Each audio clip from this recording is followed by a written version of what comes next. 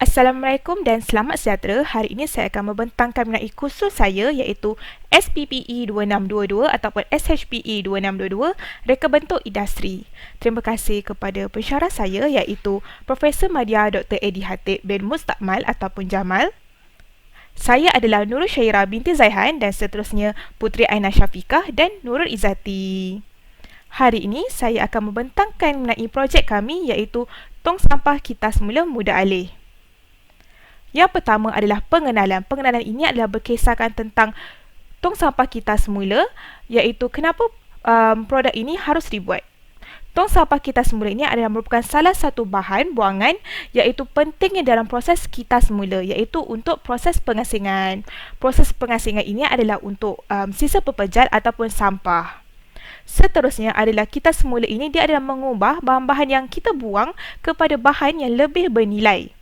Antara bahan yang boleh dikita semula adalah jenis kaca, kertas, logam, plastik, tekstil dan bahan elektronik. Seterusnya, bahan yang kita kutip ini perlulah dibersihkan terlebih dulu sebelum diberi kepada pengelang untuk dijadikan bahan yang baru.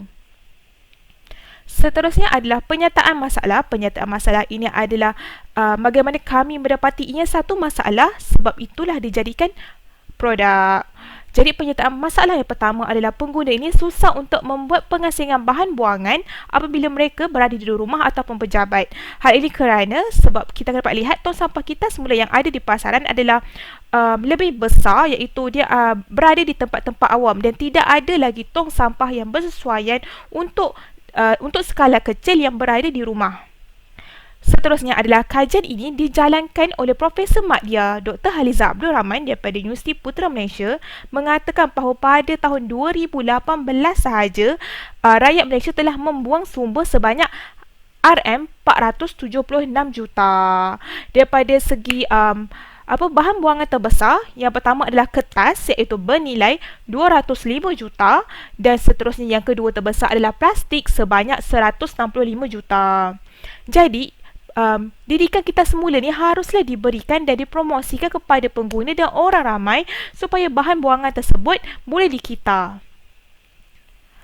Seterusnya, saya akan menerangkan mengenai objektif produk.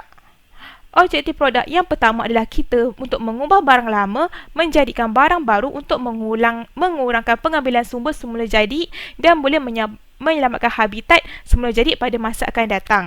Seterusnya, dengan kita semula ini proses pembuatan tenaga lebih sedikit berbanding daripada kita akan menghasilkan barang yang baru.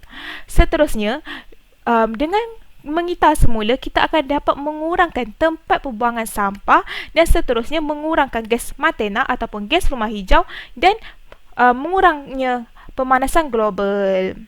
Seterusnya, dengan mengita semula, kita akan dapat menjimatkan kos bahan baru sekaligus menjimatkan kos membeli para pengguna. Jadi, produk barang yang ada tu akan lebih murah. Seterusnya adalah kita akan dapat mengurangkan keperluan pengekstraan, penapisan dan pemprosesan bahan mentah dan menyebabkan pencemaran udara sekaligus dia akan membantu mengenai masalah perubahan cuaca yang menjadi masalah global. Jadi apabila kita mengita semula, banyak benda yang boleh jimatkan, jimat tenaga, jimat bahan semula jadi. Seterusnya adalah dengan mengita semua itu sendiri, apabila kita telah pun mencipta produk kita, dia akan meningkatkan kesedaran masyarakat kita terhadap alam sekitar. Kerana apa? Sebab apabila kita membuat promosi ataupun kita sudah ada barang tu di pasaran, apabila pengguna ataupun dia diletakkan di pejabat ataupun di rumah, jadi dia akan meningkatkan kesedaran masyarakat lah untuk mengita semula. Jadi dari pejabat sendiri mereka sudah ada tempat untuk mengita semula.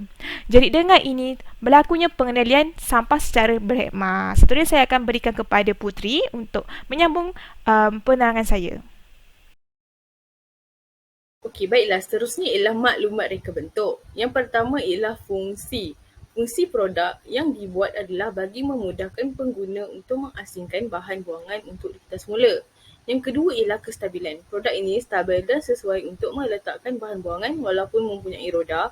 Roda tersebut boleh dikunci bagi mengelakkan produk tersebut bergerak sendiri. Okey, macam kalau bangunan tu condong. Jadi kalau kita kunci roda tu, produk tu takkanlah turun dengan sendiri kan. Okey, yang ketiga ialah ergonomik. Dalam konteks ini, ia direka untuk membolehkan pengguna melakukan kerja mengalih produk dan pengguna lebih mudah dalam membuat pengasingan. Okey, kenapa ia lebih ergonomik? Kerana produk tersebut dia macam umpamanya beg roda, luggage. Apabila kita duduk bangunan yang tinggi ataupun pangsa puri ataupun pejabat, kita nak bawa dia ke bawah jadi yang mudahlah, tak perlu nak pikul ataupun bimbing. Lepas tu, yang keempat ialah ketahanan. Produk akan tahan dan menggunakan bahan yang tahan lama dan kalis air. Antara bahan yang digunakan ialah PVC. Seperti yang kita tahu, PVC ni tahan air dan tidak macam kayu. Kalau macam kayu, kalau kena air dia kembang. Tapi PVC tak akan kembang. Okey, baiklah. Seterusnya ialah reka bentuk. Produk ini membawa kelainan daripada produk sedia ada kerana ia menekankan konsep reka bentuk yang ringkas, moden macam minimalis. Juga ditambah fungsinya yang pelbagai menjadikan satu rekaan yang agak unik. 4 di dalam satu produk. Okey. Yang terakhir ialah kebolehpasaran. Invensi dan inovasi dan reka bentuk dalam sesuatu produk amat penting dalam perniagaan. Hal ini kerana produk yang mematuhi cita rasa pengguna memenuhi keperluan berkualiti akan bertapak lama di pasaran. Okey, selain itu, produk baru juga kebiasaannya akan mendapat perhatian. Hal ini kerana pengguna suka mencuba sesuatu produk yang baru. Oleh itu, produk ini adalah sebuah produk yang mampu dimiliki dengan semua orang dengan harga yang berpatutan. Okey, baiklah. Ini adalah ciri-ciri produk kami. Terdapat pemegang untuk menarik produk ini turun ke bawah ataupun senang untuk mengalihkannya.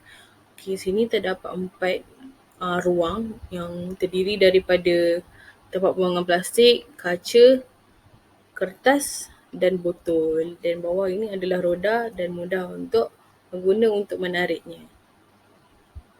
Okey, baiklah. Seterusnya ialah sasaran pengguna produk. Yang pertama ialah pengguna yang tinggal di bangunan yang bertingkat. Contohnya rumah, pangsapuri, flat, apartmen ataupun pejabat.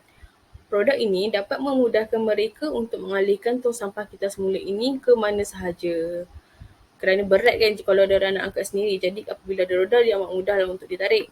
Okey, yang kedua ialah tumpuan diberikan kepada pengguna yang berkeluarga. Hal ini kerana pengguna yang berkeluarga mempunyai banyak bahan untuk kita semula.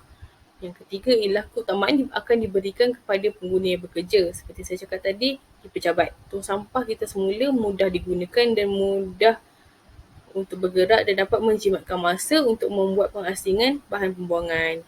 Yang keempat ialah pengguna yang tinggal di kediaman kecil. Produk ini akan dapat membantu pengguna menjimatkan ruang kerana 4 dalam satu produk, jadi tak perlu ruang yang besar untuk membuang dalam satu kompartmen. Okey, yang terakhir ialah pengguna yang menginginkan produk yang pelbagai dalam satu produk pada harga yang berpatutan. Produk yang kami sediakan mempunyai pelbagai fungsi yang dapat menjimatkan kerana boleh diperoleh dalam satu produk. Okey, seterusnya ialah gancet kegiatan dan waktu pelaksanaan untuk kami melakukan projek produk ini. Okey, pada minggu pertama kami melakukan analisis masalah, pada minggu kedua kami melakar reka bentuk, pada minggu ketiga kami membentangkan idea produk apa yang kami akan lakukan. Yang keempat, pada minggu keempat kami menambah baik projek yang telah kami bentangkan. Seterusnya pada minggu kelima kami membuat perancangan bahan. Pada minggu ke-6 kami menyediakan lukisan teknikal. Pada minggu ke-7, ke-8, ke-9, ke-10 dan minggu ke-11 kami membuat prototype simulasi projek.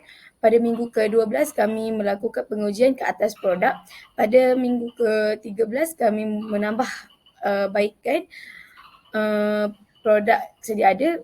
Pada minggu ke-14 kami membentangkan projek.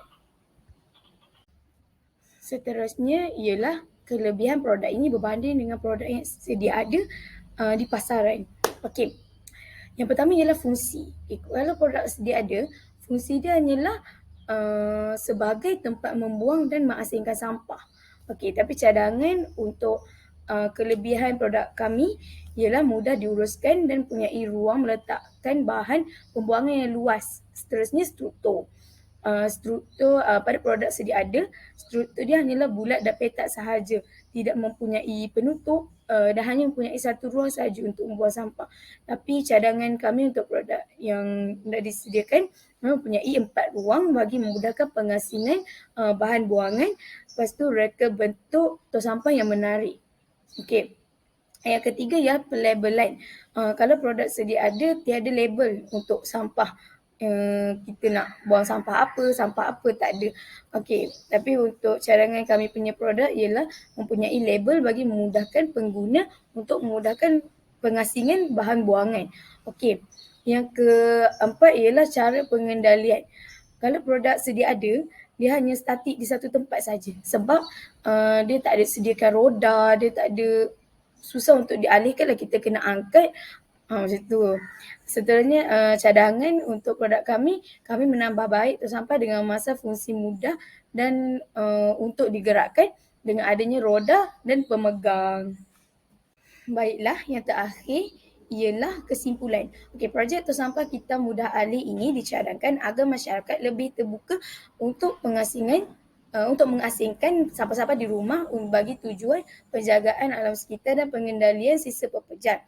Projek ini dijalankan seiring dengan inisiatif Sustainability Development Goal 12 untuk mendidik masyarakat tentang kepentingan menjaga alam sekitar. Projek ini mempunyai ciri moden dan kebaikan untuk memudahkan para pengguna. Justru itu, tong sampah kita mudah alih wajar dikomersial dan digunakan di negara kita, iaitu negara Malaysia. Okey, seseorang pereka cipta mestilah mengetahui apa masalah yang telah dihadapi oleh pengguna bagi memastikan produk yang bakal dikeluarkan memenuhi kriteria dan cita rasa mereka. Sebagai pereka cipta, hendaklah mengetahui aspek keselamatan produk yang dikeluarkan supaya tidak membahayakan pengguna. Okey, selain itu kita juga hendaklah memikirkan kos bahan yang dikeluarkan supaya menjadi kategori mampu milik oleh setiap lapisan masyarakat dengan meletakkan harga yang lebih berpatutan.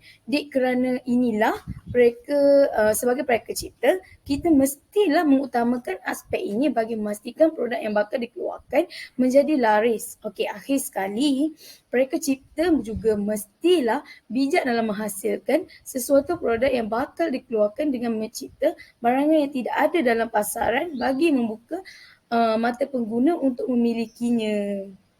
Okey, itu sahaja daripada kami. Terima kasih.